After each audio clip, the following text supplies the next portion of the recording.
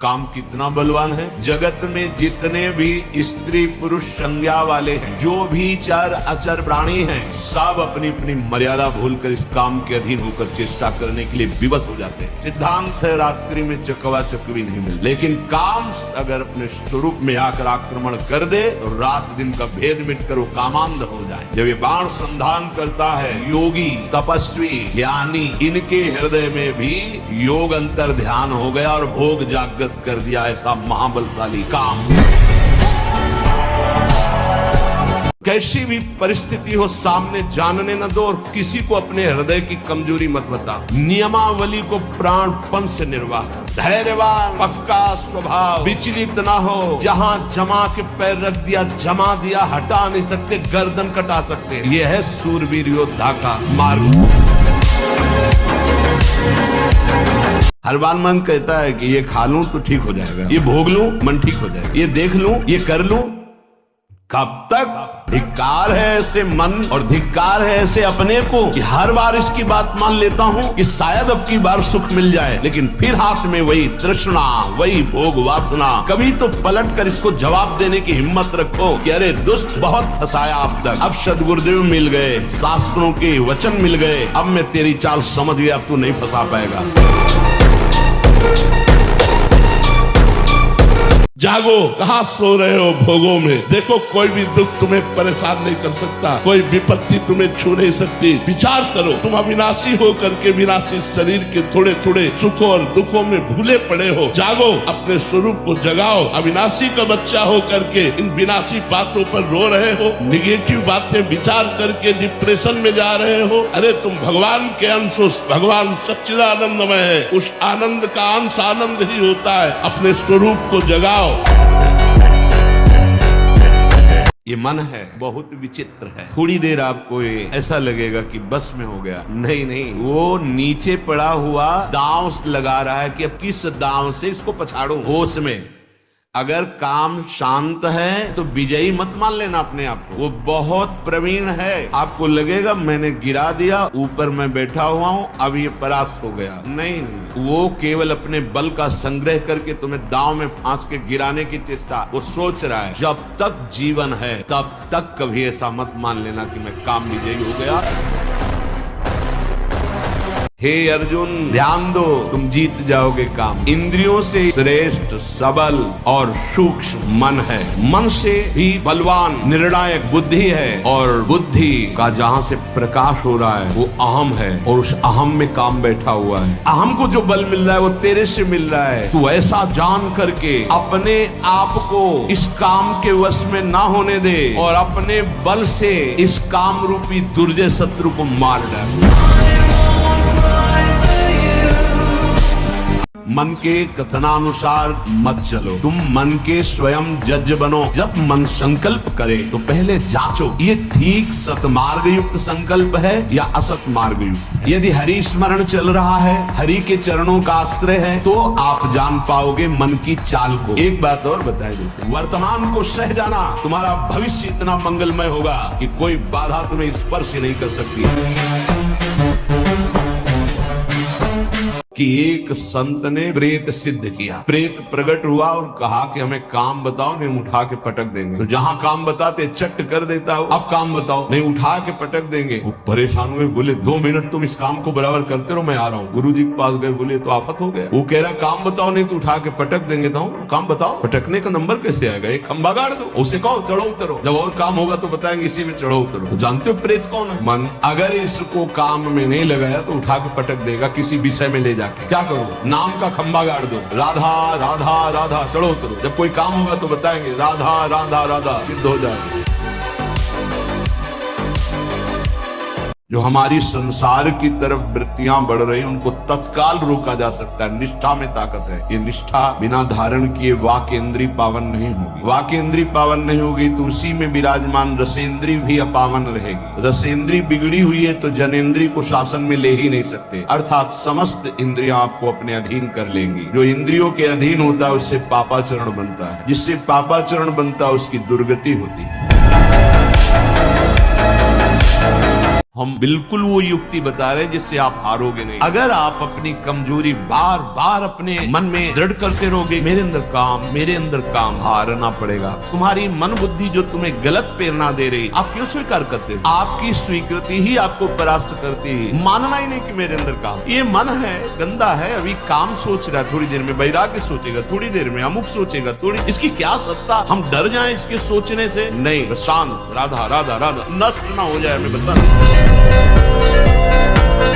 भगवान कह, जैसे रथ है, एक भी पहिया टूट जाए तो सारथी और रथी दोनों गिर जाएंगे, ऐसे ही अगर आपकी एक भी इंद्री पापाचरण में गई तो तुम्हारी बुद्धि और तुम दोनों फंस जाएंगे। एक ही इंद्री तो दृष्टि की गई थी, नेत्रेंद्रिय अजामिल की, बहुत ही संयम पूर्वक जीवन बिताने वाली नवीन अवस्था, एक इंद्री ने उसको इतना भ्रष्ट कर दिया, सब धर्म कर्म चौपट करके वैश्या के पास ही आजीवन अपने को नष्ट कर दिया। एक इंद्री महाराज सौभरी जी की, मछली की मैथुन कीड़ा को देखकर उनको 50 प्यार, एक इंद्रिय आपको भ्रष्ट कर सकती है।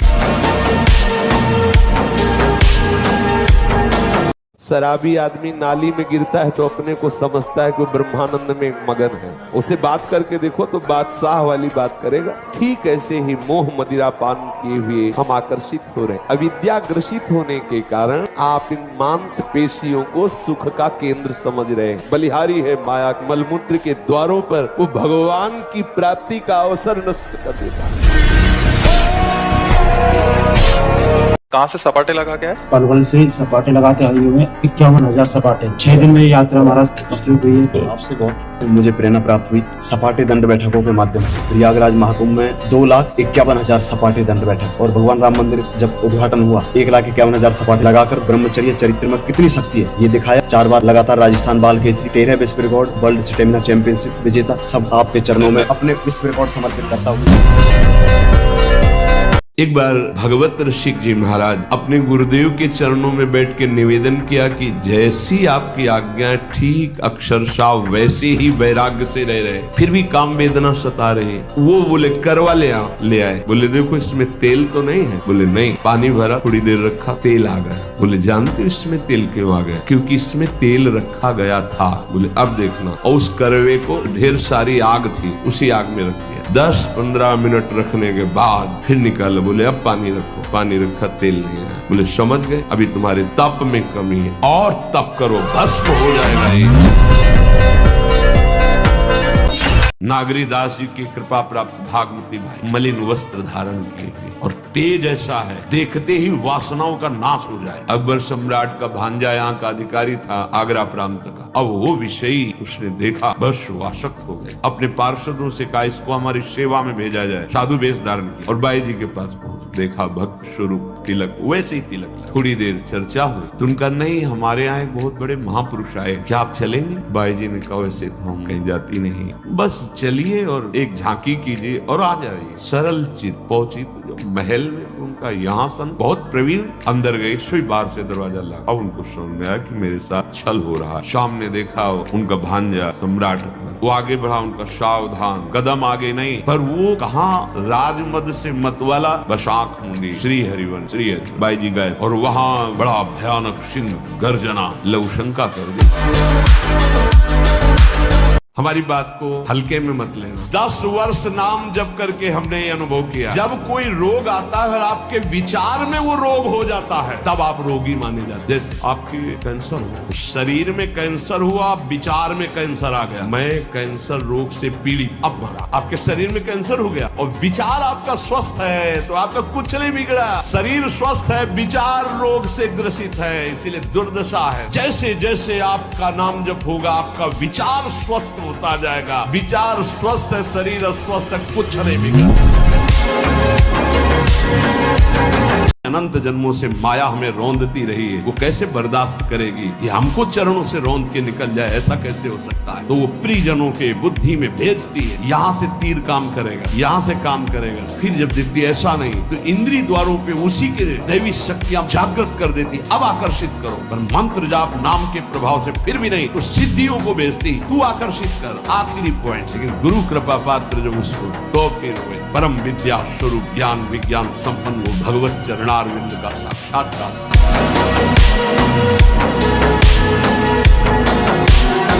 मान लो इन महापुरुषों की बात, नहीं पछताओगे। ये ऐसा दलदल है, इस दलदल में प्रथम बार जब से उतरे आज तक नहीं निकल पाए। धसता ही चला गया जो इस काम भोग रूपी दलदल में गिरा। जो शरीराकर्षण, इससे बचो, नष्ट हो जाओगे। तुम्हारे जीवनी शक्ति एक सीमित है, अभी यौवन अवस्था है, नष्ट कर लो, फिर किसी काम के नहीं रहोगे। ना भगवत चिंतन ना शरीर चिंतन का रह जाएगा, केवल शोक चिंतन, चिंता, भय और केवल नाना प्रकार की भयावह कल्पनाएं बस। विषयों पर विजय प्राप्त करने की जो हमें बलवृत्ति मिलती है वो प्रभु की प्राप्ति के लक्ष्य से मिलती है। मलिनता के कारण लाख समझाने पर भी हमारा मन, हमारी इंद्रियां, शरीर सुख में ही स्थित है। जहाँ भोगों में सुख बुद्धि है, पापाचरण को रोका ही नहीं जा सकता। ये जरूर ज्ञान है कि थोड़े दिन का जीवन है, पर वो सोचते हैं थोड़े दिन का जीवन है तो मौज मस्ती से, ये मन की गुलामी, ये मस्ती है, इनकी गुलामी से मुक्त हो। फिर देखो मस्ती किसे कहते हैं। वीर पुरुष बनो, कायर पुरुष नहीं। ये मैं नहीं कर सकता, ये हमारी डायरी में नहीं। हमें जो सत्मार्ग में करना है वो हम करेंगे। आप लोग कायर बनोगे तो ना इस लोक के रह जाओगे ना परलोक के रह जाओगे, और वीर बनोगे तो जो चाहोगे वो प्राप्त कर लोगे। तुम भगवान के संतान हो, महाबली, अनंत वैभवशाली हनुमान जी महाराज जिनके चरणों को दुलार करते हैं, जो उन भगवान के अंश हो। तुम में अपार सामर्थ्य, तो अपनी शक्ति को जागृत करो। जब हम भगवान को अधीन कर सकते हैं भगवान का नाम जप करके, तो और क्या नहीं कर सकते। अभी काम कब सताता है, काम कब बढ़ता है और काम कैसे नष्ट होता है। जब हमारे देहाभिमान में ये बात बैठ जाती, मैं स्त्री हूँ और मैं पुरुष हूँ, अब आपको काम न सताएगी। और जब हम काम का चिंतन करेंगे, काम का दर्शन करेंगे, काम की बातें श्रवण करेंगे, मनन करेंगे, तो काम जो चिंगारी स्वरूप है उस ज्वाला स्वरूप हो जाएगा। यहाँ इतनी बड़ी गलती हो गई कि हमने मन को, अंतःकरण को मैं मानकर तदात्म कर लिया। बस भैया, जब तक ये तदात्म वाली बात समझ में नहीं आएगी तब तक कोई जादू टोना औषधि नहीं पैदा हुई कि तुम्हारे काम को मिटा। ऐसे ही हम कमजोर हैं, एकदम पूरी ताकत लगा देते, फिर काम आया तो बोले अब जो आया वो करवा ले गए, अब हम क्या करें। ऐसे नहीं, पहले उसको रोकना सीखो। कमजोर पहलवान जानते क्या करता है, जब अखाड़े में जाएगा तो पूरी की पूरी ताकत तो 2 मिनट में दिखा देगा, फिर इसके बाद धम्म से नीचे गिर जाएगा। जोरदार पहलवान क्या करता है, पहले जाकर सामने वालों को केवल संभालता है, उसके हर दांव का काट मारता रहता, फेंकता नहीं, पहले उसको थकाता है, फिर जब देख लेता थक गया तब वो अपने दांव पे चढ़ा के मारता, तो वो विजयी होता है। अब देखो इसमें लिखा है, वीर ही हृदय को पुष्ट तथा कर्तव्यशील बनाता है। वीर से ही सर्वांग में जीवनी शक्ति संचालित होती है। वीर से ही मस्तिष्क शांत और विचार शक्ति संपन्न रहता है। वीर से ही निर्भयता आती है, वीर से स्वतंत्रता आती है। वीरवान साहसी होता है। दुर्गुण दुराचार्य भाग जाते हैं जो ब्रह्मचर्य रहते हैं। स्मरण शक्ति, धारणा शक्ति, उत्साह शक्ति और संकल्प शक्ति और शरीर शक्ति, ये शक्तियां उसके अंदर प्रकाशित होती है जो ब्रह्मचर्य का पोषण करता है। बहुत पॉइंट की बात है, ध्यान दीजिए। जो जितना अधिक नाम जप करेगा उसे उतनी अधिक भागवतिक शक्ति प्राप्त होगी। जितनी अधिक भागवतिक शक्ति प्राप्त होगी उतने अधिक निर्विकार होते जाओगे। सब कहते हैं हमें ये विकार, ये विकार, ये ज्ञाने की जरूरत नहीं है, ताकतवर बनने की जरूरत है। ताकत है भगवान नाम जप। ध्यान से सुन लीजिए, स्वेच्छाचारी भोगों की दुर्दशा में पड़ा हुआ मनुष्य है आज। जो ब्रह्मचर्यहीन है, मनमानी आचरण करता है, ध्यान से सुनो। पहला लक्षण अशांत, दूसरा कहीं मन न लगना, अस्थिर चित्त, तीसरा अस्वस्थ, चौथा मलिन स्वभाव, सदा के लिए भय का डेरा पड़ जाना अंदर। इंद्रियों का जो असंयम है वो हर तरह से मनुष्य को नष्ट कर देता है।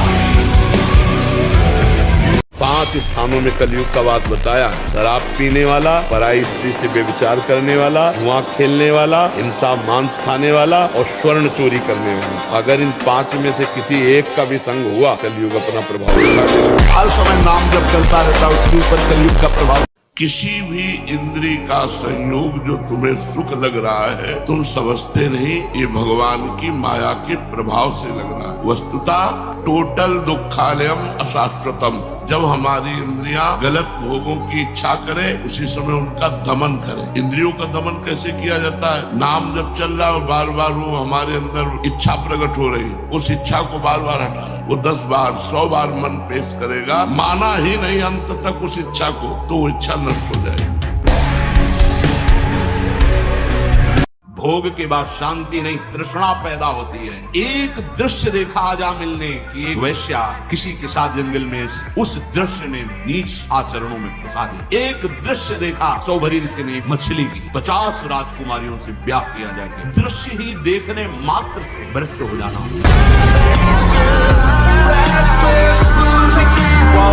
हस्त मैथुन एक ऐसी क्रिया है जिसको किसी दवा से नहीं रोका जा सकता। भाई अमुक चीज नहीं खानी है, वो आपको नहीं खानी है। अमुक क्रिया नहीं करनी है, वो आपको नहीं करनी है। तो आपको सुधरना पड़ेगा। इसीलिए तो कह रहा हूँ, इसमें ना तो कोई वैद्य काम कर सकता है, ना कोई गुरु काम कर सकता है। कई बार हमने बताया है कि अगर हम प्रातःकालीन 2-3 किलोमीटर दौड़े, आधा घंटे व्यायाम करें, स्नान करके थोड़ा नाम जप करें और ये नियम लें कि कभी भी हम हस्त मैथुन नहीं करेंगे।